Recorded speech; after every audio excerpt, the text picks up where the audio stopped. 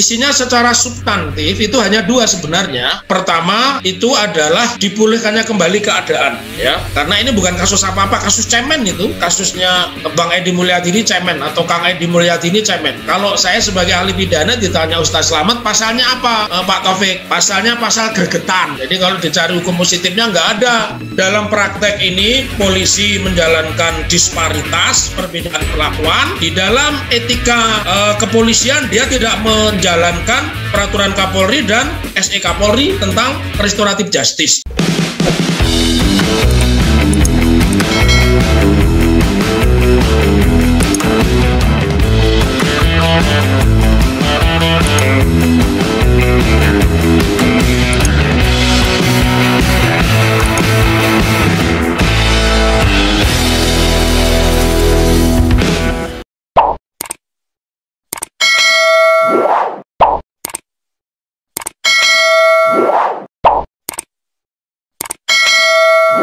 Pertama saya ingin komentari dulu kasus yang ditimpakan, bukan menimpa ya, ditimpakan. Kalau menimpa itu kita berbuat, kita salah. Kasus yang ditimpakan jadi beda itu. Kasus yang ditimpakan kepada Bang Edi Mulyadi, dan saya punya catatan khusus karena yang berada di balik untuk tidak datang pemeriksaan pertama hari Jumat itu adalah saya. Saya ditelepon, saya bilang, Mas nggak usah datang aja deh, ditangkap pasti, terus carilah lawyer-lawyers yang punya integritas dan punya kemampuan lah untuk mengolah perkara ini, karena ini nggak ada apa-apanya sebenarnya. Lebih tertuju kasus Bang Edi Mulyadi ini lebih tertuju karena konten-konten YouTube-nya yang begitu keras, terutama menyoroti KM 50 ya, yang meninggalnya 6 syuhada itu, beliau kan sangat kencang. Nah, saya melihatnya dari perspektif hukum positif yang notabene juga dibuat oleh kepolisian ya. Jadi kalau saya melihat ini pasti ada kekuatan besar, dan saya juga tidak tahu kenapa Kapolri sekarang tidak pernah bersuara. Padahal Pak Kapolri Listio Sigit Prabowo ini pernah menerbitkan peraturan Kapolri nomor 8 tahun 2021, judulnya saja jelas, tentang penanganan perkara yang berkeadilan restoratif justice. Jadi jelas kan arahnya ini kemana. Kemudian itu sudah diundangkan di Lembaran Negara, Berita Negara, tepatnya nomor 947 tahun 2021. Ya. Isinya secara substantif itu hanya dua sebenarnya. Pertama itu adalah dipulihkannya kembali keadaan, ya. Karena ini bukan kasus apa-apa, kasus cemen itu. Kasusnya Bang Edi Mulyadi ini cemen atau Kang Edi Mulyadi ini cemen. Kemudian yang kedua, SE Kapolri ini menghindari yang disebut model pemidanaan. Jadi namanya restorasi itu dipulihkan keadaan, terus tidak perlu ada pemidanaan. Lalu ini ditindaklanjuti lagi setelah peraturan Kapolri muncul peraturan pelaksana. Kalau undang-undang di situ kan peraturan pemerintah. Ya, di situ muncullah Surat Edaran Kapolri nomor 2/2 Romawi 2021 tertanggal 19 Februari 2021. Nah, sampai di sini saya potong sebentar. Di sini sebenarnya ada semangat di awal-awal Listio Sigit Prabowo, Jenderal Listio Sigit Prabowo untuk memperbaiki kepolisian, karena dia bilang tolong laporkan ke saya ada polisi jelek gitu. Kan nggak ada lagi sekarang orang-orang ditangkap karena melaporkan polisi jelek. Tetapi terhadap perkara ini nampaknya beliau tidak berwenang. Ada artinya ada ketuatan lainnya. Kemudian kalau kita lihat harusnya kalau memang polisi ini sebuah institusi, ada Kapolri, ada kemudian direktur, ada Kabar Reskrim, Kabak Intel, kemudian turun di bawahnya Kapolda, Direktur Intel, Direktur Kriminal Umum khusus, dan satu lagi yang kaitannya dengan ITE ya. Maka sebenarnya polisi di bawahnya itu tidak boleh melewati, karena selain polisi di kejaksaan itu ada yang namanya RJ, restoratif justice. Jadi terhadap perkara tertentu itu jaksa diwenangkan mendamaikan kedua belah pihak, ya. Kemudian putusannya itu nanti didaftarkan ke Kejaksaan Agung, terbitlah kemudian putusan restoratif justice, itu ada dan itu bisa. Nah, oleh karena itu saya tidak menghormati dua hal. Satu, tidak menghormati Perkap Kapolri nomor 8 2021. Yang kedua, dia tidak menghormati SE Kapolri 22 Romawi 2021 yang diberlakukan mulai 19 Februari. Ya, karena itu sebenarnya kalau memang pendekatannya adalah keadilan restoratif justice, mestinya dipertemukan. Artinya yang punya legal standing. Jadi orang Kalimantan siapa sih yang sebenarnya tersinggung? Kalau menurut saya dan mungkin Ustaz Slamet dan semua pembicara di sini, yang namanya jin buang anak itu sudah muncul istilah sejak saya SD, ya.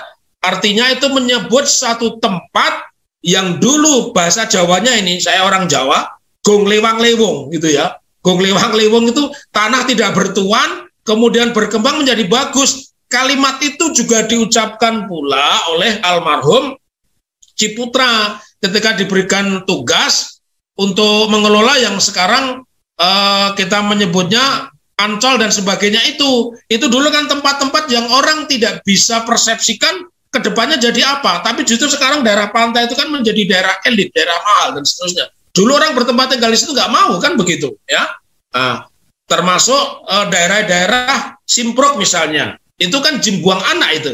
Nah, tetapi karena ada punya kepentingan besar, kepentingan besarnya adalah Edi Mulyadi ini seorang yang vokal.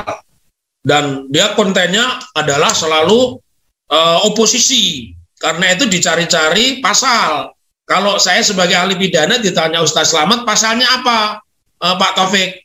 Pasalnya pasal gergetan, ya, pasal gergetan. Jadi kalau dicari hukum positifnya nggak ada, tidak ada unsur pidananya. Lebih-lebih yang membuat pernyataan itu ternyata pengurus dari salah satu partai politik kan itu yang membabi buta suruh datang dan seterusnya itu ternyata bukan perwakilan masyarakat mereka gitu loh. Jadi ada yang salah di dalam mekanisme RJ atau restoratif justice ini, belum pernah dipertemukan kepada kedua belah pihak. Tahu-tahu dengan sekonyong-konyong ditetapkan tersangka. Dan yang aneh nih, masyarakat awam harus paham nih, bagaimana mungkin dia datang baik-baik kemudian dilakukan penangkapan. Penangkapan itu kalau orangnya nggak ada, diundang tidak datang, tidak ada itu ditangkap. Dia hadir di Mabes Polri, masa pakai tulisan penangkapan? Kenapa nggak langsung penahanan? Maka menjadi sebuah pertanyaan. Sebenarnya ini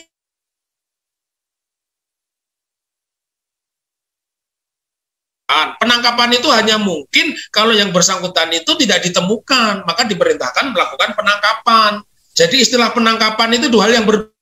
Penangkapan itu orangnya tidak serta-merta, tidak sukarela mendatangi kepolisian. Ini yang harus diluruskan ya, Ustadz Slamet dan Pak Taufik. Kemudian, Ya. Pak Taufik mohon bisa menyela Pak.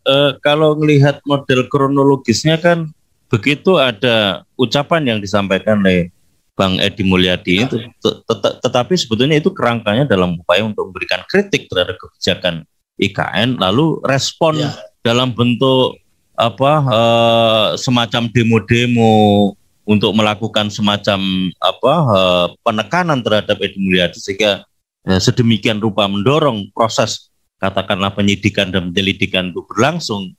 Itu kan terjadi. Seperti apa Pak Muhammad Taufik melihat konstruksi kasus hukum seperti ini Pak?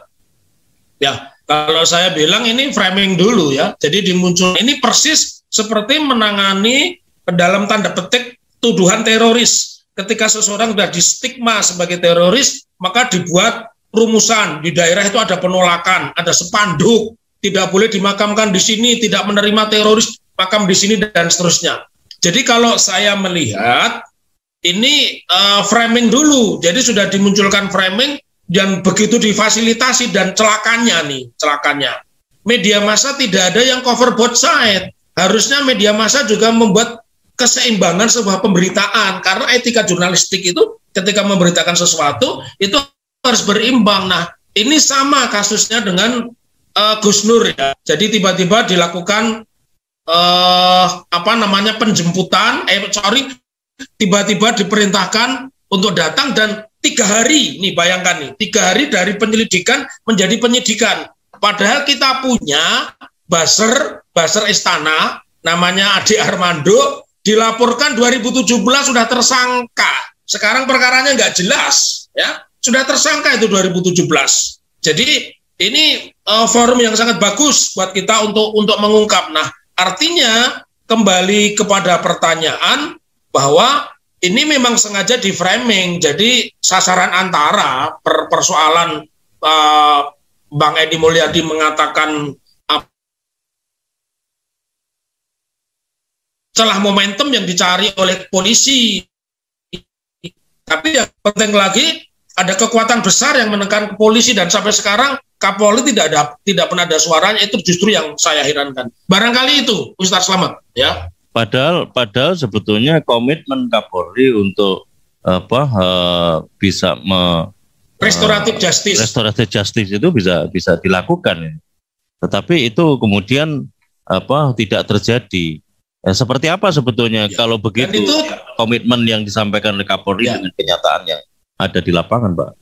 Saya luruskan dulu, Ustaz Slamet. Ini bukan komitmen, ini peraturan, ya. Seperti peraturan nomor 19 2016 tentang manajemen penanganan perkara. Beliau ini kan visioner dan dia selalu mengatakan masyarakat itu jijik. Yang ngomong begitu itu ya Pak Jenderal Listio Sigit Prabowo loh, yang ngomong bukan orang lain. Nah, artinya sebenarnya beliau ini memberikan ruang.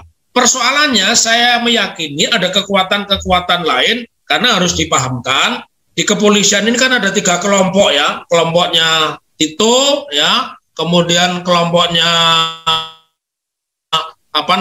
Kapolri yang sekarang, dan kelompoknya Kapolri sebelumnya. Jadi ini kan kebetulan sekarang lagi geng Solo ini, geng Solo semua ini yang pegang jabatan-jabatan penting, bukan hanya di kepolisian ya, di SAPI aja, di Otoritas Jasa Keuangan, Gubernur BI itu orang Solo ya, Gubernur BI orang Solo, dan di beberapa tempat lain orang Solo.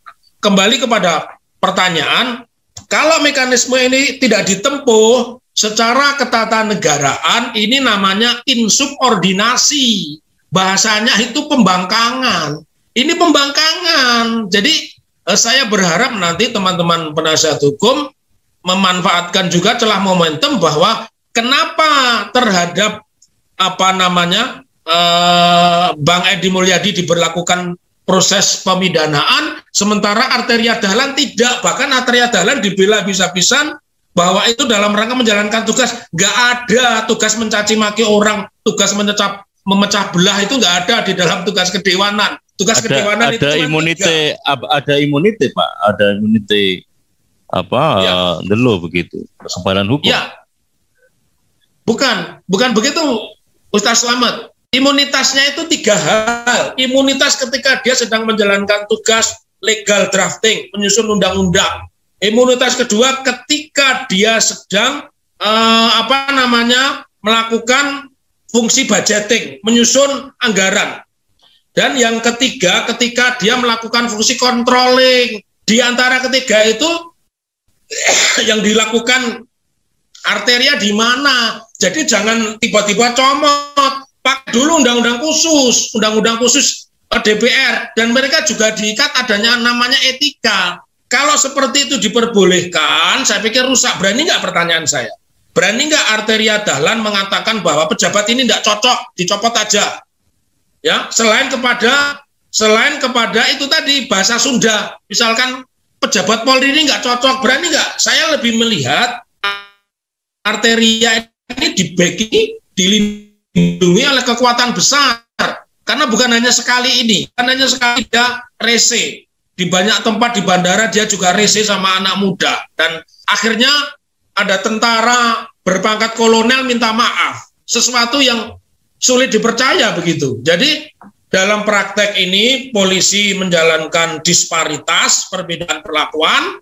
Di dalam etika kepolisian dia tidak menjalankan peraturan Kapolri dan SE Kapolri tentang restoratif justice. Jadi ada kelompok lain ini pasti yang bagaimana bisa mendelegitimasi kemenangan Kapolri yang menganjurkan untuk damai dulu. Karena kalau Arteria bisa damai, kenapa Bang Edi Mulyadi nggak bisa damai, langsung dikenakan bahkan penangkapan, orang dia datang kok dikenakan penangkapan.